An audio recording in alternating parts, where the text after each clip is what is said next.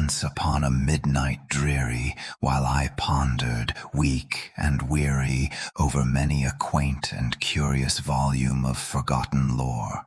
While I nodded, nearly napping, suddenly there came a tapping, as of someone gently rapping at my chamber door. "'Tis some visitor," I muttered, "tapping at my chamber door. Only this, and nothing more." Ah, distinctly I remember it was in the bleak December, and each separate dying ember wrought its ghost upon the floor. Eagerly I wished the morrow, vainly I had sought to borrow from my books surcease of sorrow, sorrow for the lost Lenore, for the rare and radiant maiden whom the angels name Lenore, nameless here forevermore. And the silken, sad, uncertain rustling of each purple curtain thrilled me, filled me with fantastic terrors never felt before, so that now, to still the beating of my heart, I stood repeating, "'Tis some visitor entreating entrance at my chamber door. Some late visitor entreating entrance at my chamber door. This it is, and nothing more." Presently my soul grew stronger, hesitating then no longer. "Sir," said I, "or madam, truly your forgiveness I implore. But the fact is I was napping, and so gently you came rapping, and so faintly you came tapping at my chamber door, that I scarce was sure I heard you. Here I opened wide the door. Darkness there, and nothing more." Deep into that darkness peering, long I stood there wondering, fearing, doubting, dreaming dreams no mortal ever dared to dream before.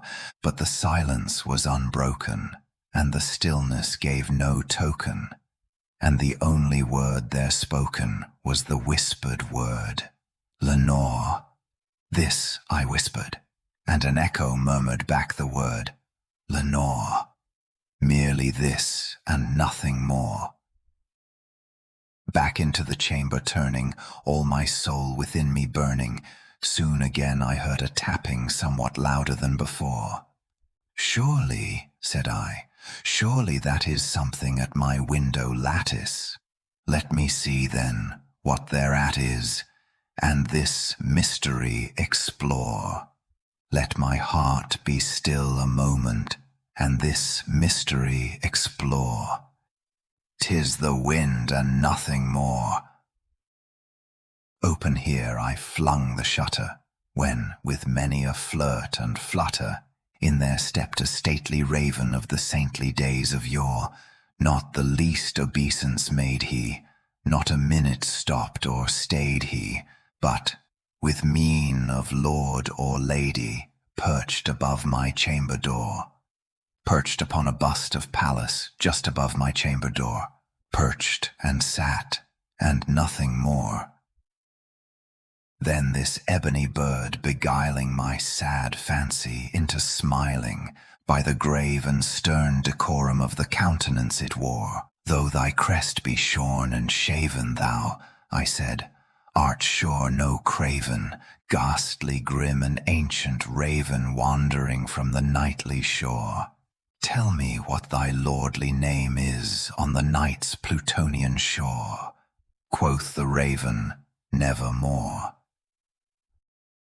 Much I marvelled this ungainly fowl to hear discourse so plainly, though its answer little meaning, little relevancy bore. For we cannot help agreeing that no living human being ever yet was blessed with seeing bird above his chamber door, bird or beast upon the sculptured bust above his chamber door, with such name as Nevermore. But the raven, sitting lonely on the placid bust, spoke only that one word, as if his soul in that one word he did outpour. Nothing farther than he uttered, not a feather than he fluttered, till I scarcely more than muttered, Other friends have flown before. On the morrow he will leave me, as my hopes have flown before. Then the bird said, Nevermore. Startled at the stillness broken by reply so aptly spoken, Doubtless, said I, what it utters is its only stock and store, caught from some unhappy master whom unmerciful disaster followed fast and followed faster till his songs one burden bore, till the dirges of his hope that melancholy burden bore, of never, nevermore.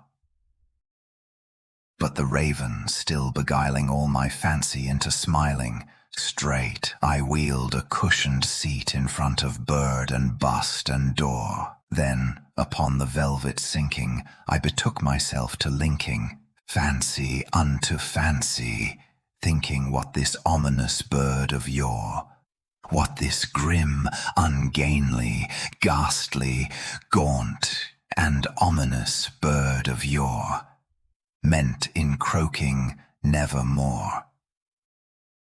This I sat engaged in guessing, but no syllable expressing, to the fowl whose fiery eyes now burned into my bosom's core.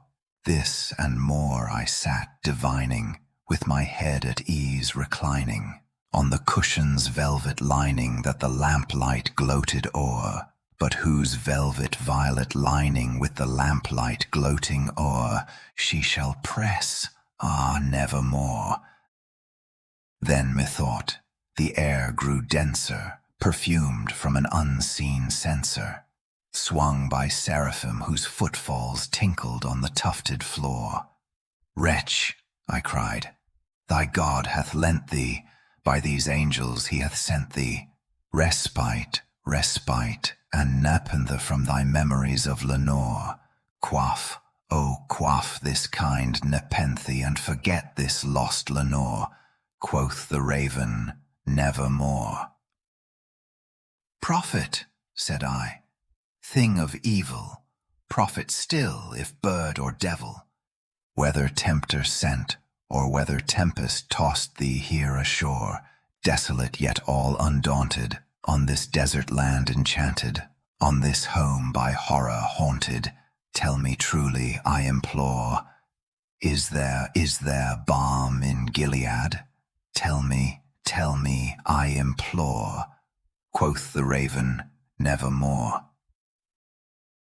Prophet, said I, thing of evil, prophet still if bird or devil, by that heaven that bends above us, by that God we both adore. Tell this soul with sorrow laden if, within the distant Aidenn, it shall clasp a sainted maiden whom the angels name Lenore, clasp a rare and radiant maiden whom the angels name Lenore. Quoth the raven, nevermore. Be that word our sign of parting, bird or fiend, I shrieked, upstarting.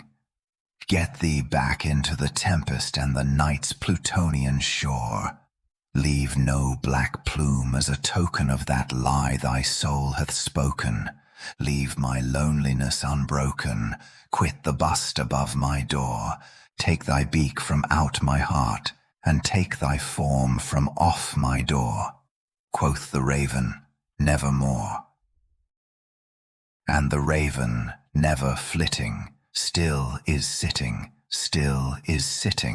on the pallid bust of Pallas just above my chamber door, and his eyes have all the seeming of a demon's that is dreaming, and the lamplight o'er him streaming throws his shadow on the floor, and my soul from out that shadow that lies floating on the floor shall be lifted nevermore.